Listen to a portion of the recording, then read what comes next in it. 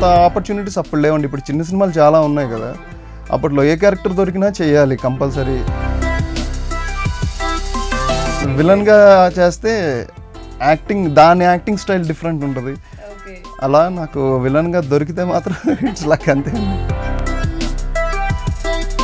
మొత్తం మా ఫ్యామిలీ అంతా కూర్చొని సినిమాలు చూస్తాం, సినిమాల గురించి మాట్లాడుకుంటాం. Tholi Prema cinema first day morning show మా ఫ్యామిలీ అంతా వెళ్ళామండి.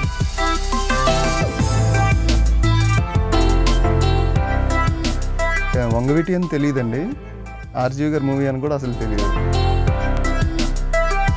అంటే నా నెంబరు కోడేటర్ దగ్గర అడిగి తీసుకొని ఆయన నాకు పర్సనల్గా మెసేజ్ పెట్టడం అనేది అమేజింగ్ అంతే అండి. చాలా హ్యాపీ, అమేజింగ్. అది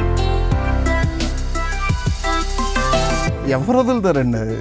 ఇంకా అంటే ఈ కాంట్రవర్సీలు అవన్నీ సెకండరీ, మాకు సంబంధించిన కదా. నటుడుగా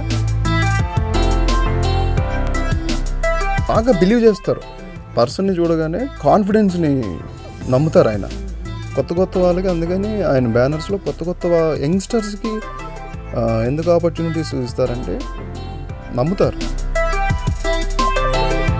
క్యారవాన్ దిగి వస్తున్నా, సినిమా ఏదైనా తేడా వస్తే అయిపోతా ఉన్నా.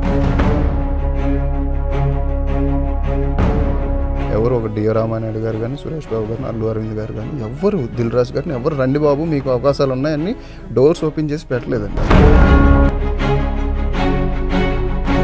కాలు పెట్టేస్తే నాకు కాలు వాచిపోయింది. మార్నింగ్ షోకి వెళ్దాం అనుకుంటే వాచిపోయింది. కాలు వాచితే వెంటనే బ్యాండెడ్ అది కట్టు అంతా వేయించారు. మళ్ళీ ఫస్ట్ షోకి వెళ్దాం. ఇండస్ట్రీకి వచ్చే ముందే మనం బ్యాక్గ్రౌండ్ లేకుండా వస్తున్నామండి. నన్ను ఎవరు ఇన్వైట్ చేయాల, బాబు శ్రీతేజ్ నువ్వురా అని, నీకు ఆపర్చునిటీస్ ఉన్నాయి ఇక్కడ, నువ్వురా వెంటనే వచ్చేస్తే నీకు ఇచ్చేస్తాను అవకాశం, నువ్వు హీరో అయిపోతావు. ఇండస్ట్రీలోకి వచ్చానండి. అందుకని ఒకవేళ ఎక్కడైనా నాకు వచ్చిన అవకాశం మిస్ అయినా డెఫినెట్గా ఐ బేర్ ఇట్. ఏ సపోర్ట్ లేకుండా మనం వచ్చినప్పుడు మనం బేర్ చేయాలి.